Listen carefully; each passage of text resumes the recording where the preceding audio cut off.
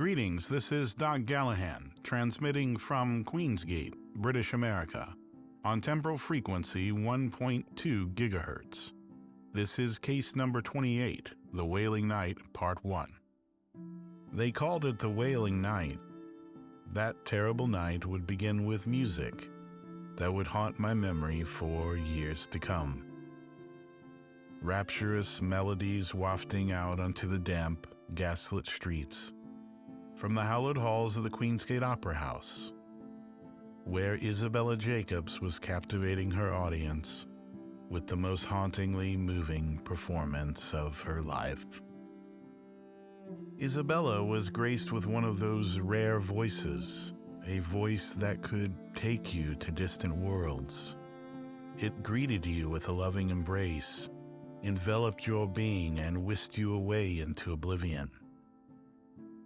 In that brief moment, Isabella was the most beloved performer of British America, perhaps the entire empire, until her spell was broken.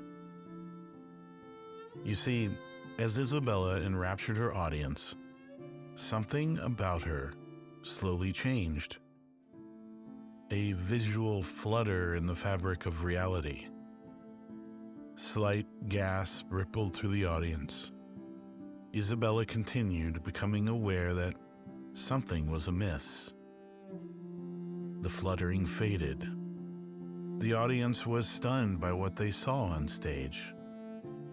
For in place of their most beloved performer stood a monstrosity out of the fables of ancient Greece. For a moment, the audience was unsure if the ghastly sight before them was part of the performance.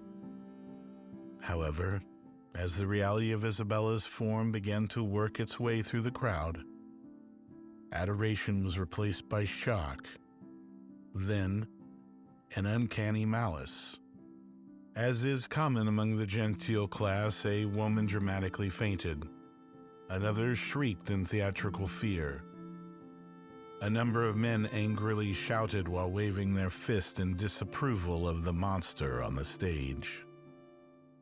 It was as if everyone awoke from the slumber induced by Isabella's angelic voice, and suddenly the truth was laid bare before them. They had been deceived. In place of Isabella's captivating blue eyes stood one enormously grotesque eyeball. Isabella was a cyclops. Her piercing eye twitched and blinked with every angered shout and shriek. She stood immovable, stunned. And before she gathered her wits to escape the stage, the animalistic nature of humanity revealed its true form.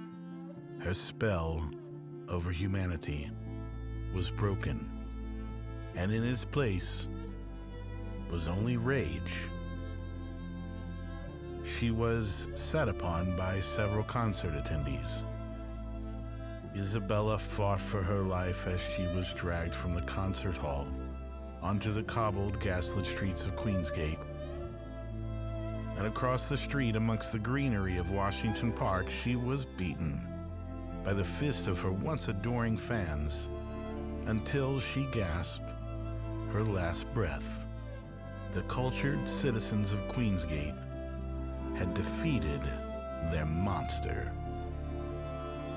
But in truth, the monster was just being born.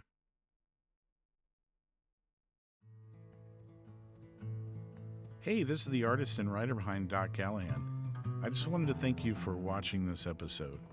If you like what you saw here today, please take a moment to like, subscribe, and even share it.